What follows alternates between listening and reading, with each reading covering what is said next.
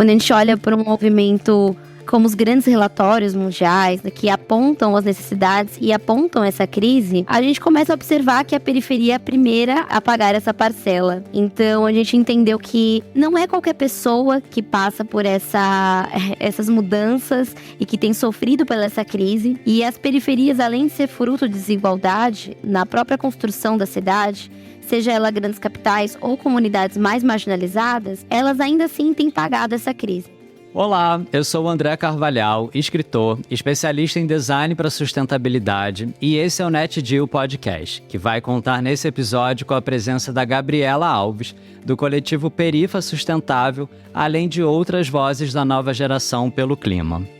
Os jovens são o futuro. Essa geração vai salvar o planeta. Boomers, X e millennials escutam essas afirmações animados e aliviados há algum tempo. Sim, a geração Z, de jovens nascidos entre meados dos anos 90 e o final dos anos 2010, são muito mais ativos politicamente, muito menos tolerantes a posturas antiéticas das empresas e cobram muito mais posicionamento das marcas que usam e das personalidades que seguem. Ditam um novo rumo do consumo e, quem sabe, do ativismo no mundo de hoje. Mas, enquanto sonham com casas conectadas onde possam cultivar seu próprio alimento e compostar seu lixo, são também a geração que mais passa por sofrimento emocional, o que não é nenhuma surpresa com essa responsabilidade toda de salvar o planeta, né, gente? De acordo com as últimas pesquisas globais da Deloitte, feita com 23 mil jovens de 46 países, as mudanças climáticas aparecem como uma das principais preocupações da geração Z, na frente inclusive do desemprego e até mesmo da saúde. E quase metade desses jovens sofrem da chamada ansiedade climática, o medo crônico de um cataclismo ambiental que, bem, não parece que está muito distante da nossa realidade, né, gente? Enquanto os millennials são marcados por serem a primeira geração mais pobre que a anterior, a geração Z chega à vida adulta herdando um mundo em crise financeira contínua, com maior desigualdade social e empregos cada vez mais precários. E laços sociais também cada vez mais frágeis, principalmente depois do isolamento pandêmico. Eu acredito que você entenda muito bem o que eu estou falando. Greta Thunberg, a jovem ativista ambiental e uma das personalidades mais marcantes dessa geração, disse no seu discurso para o evento pré-COP26, a Conferência das Nações Unidas sobre as Mudanças Climáticas, que cansou do blá blá blá das gerações passadas. Hope is not passive. Ela diz, a esperança não é passiva, não é blá blá blá. Esperança é dizer a verdade, é tomar atitudes. A esperança são as pessoas. Hope always comes from the people. Então é isso, gente. Chega de blá blá blá. Talvez essa postura intensa e incisiva não seja só um estilo. Assumir a responsabilidade de ser a última geração a ter a chance de salvar o planeta não é para qualquer um. Principalmente quando as 4 gerações anteriores ainda controlam as decisões. Talvez essa postura seja urgência, pressa e, principalmente, uma necessidade de mudança. Gabriela Alves sentiu essa necessidade muito cedo. Nascida na periferia de São Paulo, desde os 15 anos, articula melhorias para sua comunidade. Ela é cientista social formada pela Unifesp, entendeu que a mudança é coletiva e ajudou a fundar o Perifa Sustentável, um instituto que mobiliza jovens em prol de uma nova agenda de desenvolvimento a partir da justiça racial e ambiental. Oi, Gabriela, que prazer ter você com a gente aqui hoje. Prazer é todo meu, muito feliz de poder falar sobre o tema. Que bom! A gente já traz o Perifa Sustentável aqui pela segunda vez nesse podcast. Na temporada anterior a gente teve a Amanda, que também foi assim super importante pra gente escutar ela. E dessa vez a gente tá ouvindo você. E eu queria que você contasse para quem tá ouvindo sobre o Perifa pela primeira vez, o que seria esse projeto e que nova agenda é essa que vocês defendem. Bom, o Instituto Perifa Sustentável nasceu como coletivo, por uma base de 3 mulheres negras que estavam basicamente inconformadas. Eu falo que o ativismo, ele parte pela inconformidade. Sim. Não precisa nada mais do que isso. Nós, eu, a Amanda e também a Manhaya, nós decidimos que talvez caminhar para institucionalizar esse movimento seria a parte talvez mais necessária para dar visibilidade, mas também credibilidade a essa inconformidade que vem da juventude. As questões de mudanças climáticas, por mais que ela é um debate que tem sido quente, que tem ganhado, né, um holofote interessante globalmente, ele ainda é muito específico para quem paga as primeiras parcelas dele. Quando a gente olha para um movimento como os grandes relatórios mundiais, né, o IPCC ou outros relatórios grandes, né, que apontam as necessidades e apontam essa crise, a gente começa a observar que a periferia é a primeira a pagar essa parcela. Então, a gente entendeu que não é qualquer pessoa que passa por essas mudanças e que tem sofrido pela essa crise. E as periferias, além de ser fruto de desigualdade na própria construção da cidade, seja ela grandes capitais ou comunidades mais marginalizadas, elas ainda assim têm pagado essa crise. Então, o Instituto Perifa Sustentável, ele vem com o objetivo de mobilizar uma juventude. E mobilizar uma juventude que é racializada, porque as periferias, ela tem uma cor específica.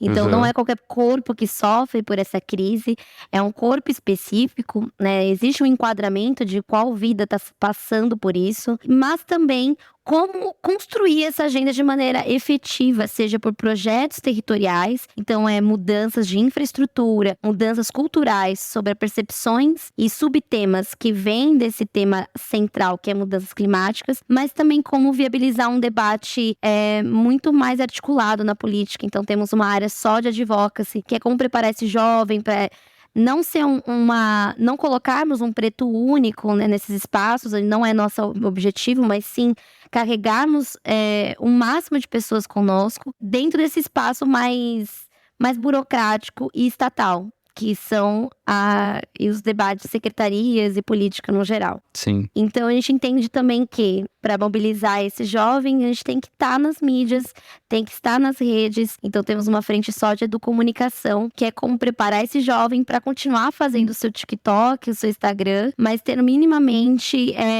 a consciência do que está dizendo, né? Como dizendo e para quem vai dizer. Então, nós sempre reforçamos esse lugar não alienado, que seria a própria curadoria de passar qual informação e como ensinar uns aos outros. Afinal, a gente acredita muito que a educação, ela não é centralizadora numa única pessoa.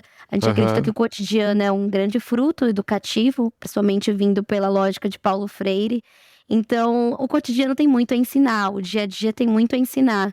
E se queremos falar com essa juventude, precisamos falar com a própria comunicação em linguagem que dela reverbera. Total. E aí as redes sociais entram bem forte nisso, né? Como você acabou de citar. Mas eu queria entender com você, porque eu estava pensando aqui enquanto você estava falando, né? Assim, vocês vêm do lugar onde que vai pagar a conta primeiro, né? Como você disse. E ao mesmo tempo vocês estão de dentro desse lugar falando sobre essas questões, querendo provocar essas transformações. Como é que você vê o reconhecimento sobre o trabalho de vocês? Mesmo usando as redes sociais, mesmo hoje tendo a chance de falar com muita gente, né, de fazer todo esse trabalho de educação, de divulgação que vocês fazem, como é que você percebe o reconhecimento sobre o trabalho que vocês estão fazendo hoje? Esse trabalho, ele é bem dicotômico. Ao mesmo tempo que a gente ganha reconhecimento, visibilidade, a gente entende que visibilidade não muda as coisas. Boa. Então, assim, estar, por exemplo, nas redes não é o bastante. É como estar e como passar esse lugar técnico. Por isso que nós, mesmo sendo jovens, né, somos formadas, né, temos uma educação formal em boas universidades, falamos sobre o tema, buscamos sempre esse aprimoramento, né, de como falar, seja através desses espaços formais ou não. É importante também ter esse recorte que o conhecimento informal, ele é extremamente válido. Até mesmo cito a Marina Silva, que disse que faz ecologia desde os anos 70 sem esse nome. Então não é nada novo que estamos apontando. A gente está aqui mais dizendo, talvez que precisamos ser mais estratégico na aplicação, né, de possíveis soluções do que outra coisa. Mas voltando à pergunta sobre a visibilidade, nós queremos, assim, vemos que o retorno de visibilidade tem dado certo. Só que isso não é o suficiente. Nós somos uma geração que acaba sendo bastante ambiciosa. Por mais que o sonho seja muito, talvez, enorme, que seria fazer alguma coisa sobre isso, a gente não se contenta com menos do que isso. Então, a gente tem tentado articular essa visibilidade como plataforma para submeter projetos que tenham métrica de indicadores, que conversa com planos de clima de estado. Por exemplo, aqui em São Paulo nós temos o Plan Clima SP, que dialogue com estruturas de tanto plano diretor de cidades, como tem plano de bairro, que articule também com leis efetivas, seja de incentivo, como a gente tem várias no nosso país, né, que acaba dando plataforma para cultura, esporte. Porque falar de mudanças climáticas, a gente poderia ficar falando, a gente poderia ficar fazendo palestras, só que isso de fato não constrói. E a gente tem tido a preocupação de tentar construir. Isso aí. A Micaele Farias, que já participou com você de alguns eventos, também já precisou encarar alguns obstáculos no ativismo. Ela tem 21 anos, é uma das ativistas do Friday for Future, ou Greve pelo Clima, como a gente chama aqui, e luta ao lado de grandes ativistas como a própria Greta, da Suécia, e a Vanessa Nakate, da Uganda. E ela foi delegada da UK Youth Climate Coalition para a COP26 e também será da COP27. E apesar de todas essas importantes participações, ela vai compartilhar com a gente um pouco dos desafios de ser uma jovem ativista. O meu ativismo, ele começa muito antes de eu estar aqui em vida, né? Eu costumo falar que ele começa lá atrás com os meus bisavós, que eram ciganos. A minha avó é cigana. Começa com as pessoas vindas de África, mas eu só despertei para o mundo mesmo em 2019, quando houve o derramamento de petróleo no litoral do Nordeste. A minha cidade foi uma das atingidas por esse clima ambiental. Eu não queria ter despertado para a luta climática com esse desastre no meu território, porque foi muito angustiante ver o que estava acontecendo aqui e também ver como o governo estava despreparado para lidar com essa situação, em mitigar os danos, em ajudar as pessoas que estavam sendo impactadas. E por isso que o meu ativismo ele hoje gira em evitar esses desastres futuros, né? Em janeiro, eu recebi um convite para participar do Fórum Econômico Mundial em Davos, na Suíça. Foi uma pegada totalmente diferente, porque o fórum, ali a gente estava lidando não com nações, mas sobretudo com as grandes indústrias, né? Então a linguagem era um pouco diferente da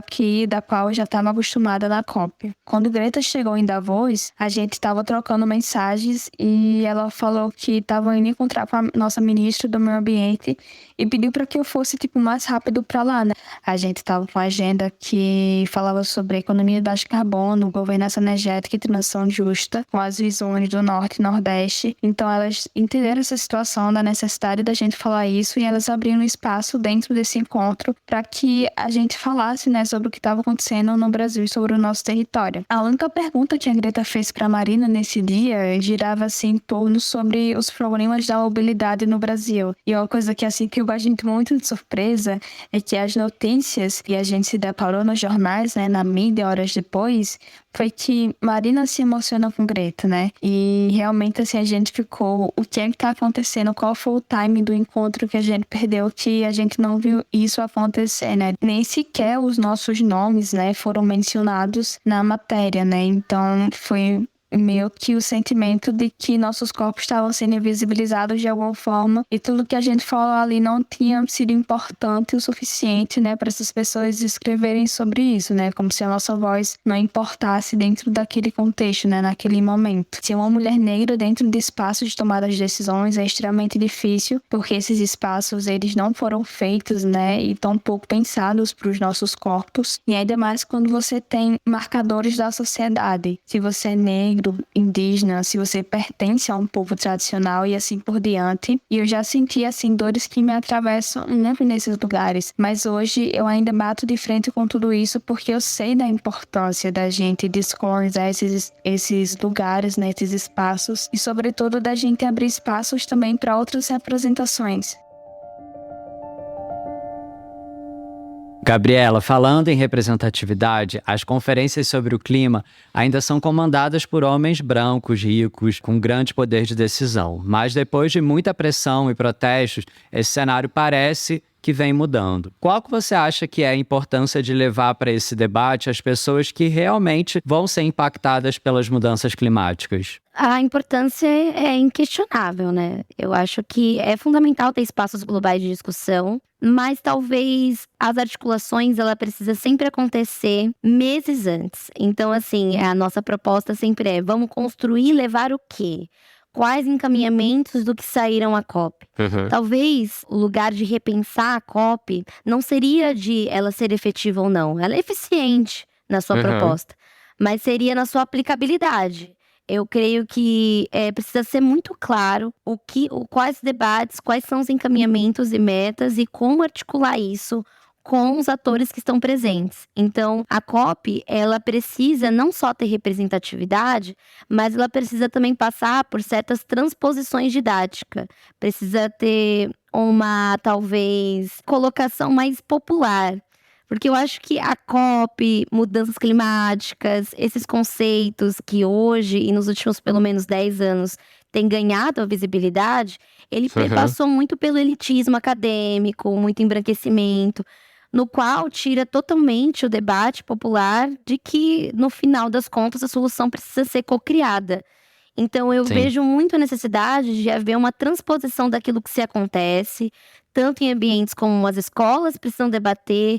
Eu creio também que comunidades precisam fazer uma COP, talvez, antes, para levar encaminhamentos mais desenhados. Eu creio que precisa ser feito melhor essas colocações de pauta.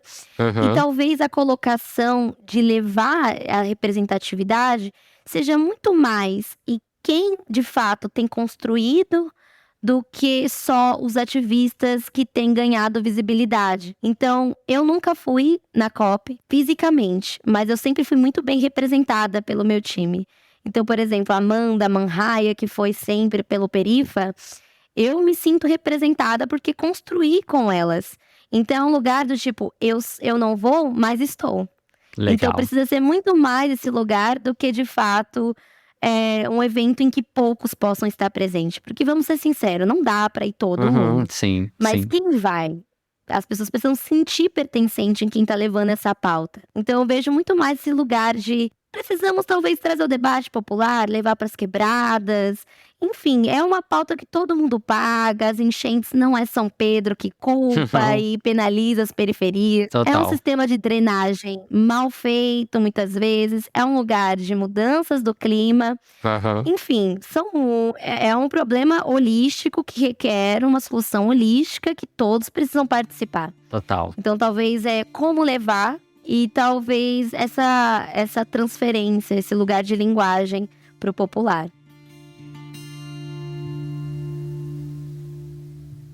A National Geographic Society apoia cientistas, conservacionistas, contadores de história, educadores e desenvolvedores de tecnologias sustentáveis que lideram projetos cujo objetivo é mudar o mundo. Hoje a gente vai conhecer a Ana Luísa Teixeira, que representa a nova geração de jovens exploradores, e aos 24 anos ela lidera projetos para atualizar a cartografia brasileira, colocando comunidades invisibilizadas literalmente no mapa. Devido à grande extensão territorial e dificuldades de logística para ir em todas as comunidades, o projeto visou oferecer cursos aos alunos de graduação em Geografia do Centro de Estudos Superiores de Tefé, Universidade do Estado do Amazonas. Nas oficinas, ensinamos os conceitos básicos do mapeamento colaborativo. Além disso, foram criados projetos para que pessoas remotas pudessem mapear todo o município de Tefé dentro da plataforma do OpenStreetMap. Por causa da cartografia desatualizada em escala incompatível para visualizar comunidades, o projeto do OpenStreetMap, por ser gratuito e com interface amigável, permite retirar as comunidades da invisibilidade cartográfica, sejam elas favelas, comunidades ribeirinhas, quilombolas e outras. As informações mapeadas ficam visíveis em diversas bases que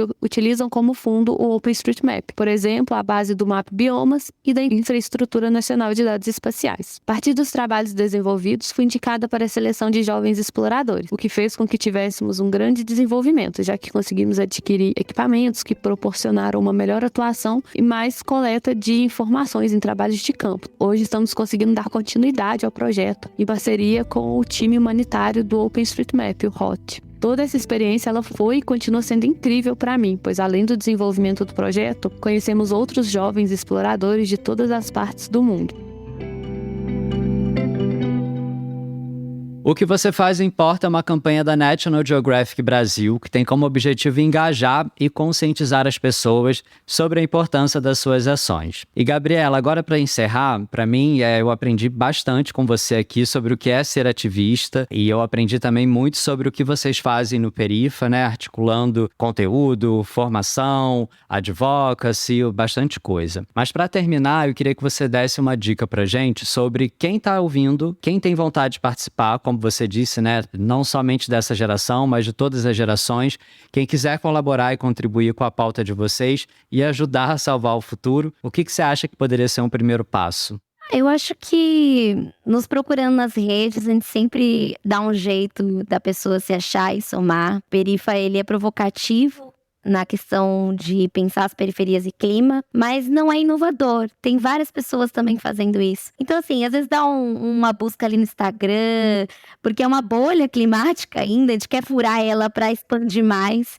Então, assim, se você quer fazer parte, se você está inconformado com as questões e começa a perceber que a crise também é um problema seu, a gente chama para somar. Então chama a gente no Instagram, conversa com a gente, tem ideias, bora executar. Putz, não tô em São Paulo, tô em outro lugar, vamos construir. E eu acho que esse lugar de que nem queremos ter a propensão de ser uma solução única. A gente tá a fim de chamar para criar. É só isso. Boa, Gabriela. Muito obrigado pelas suas palavras e pela participação aqui com a gente nesse episódio. Eu que agradeço.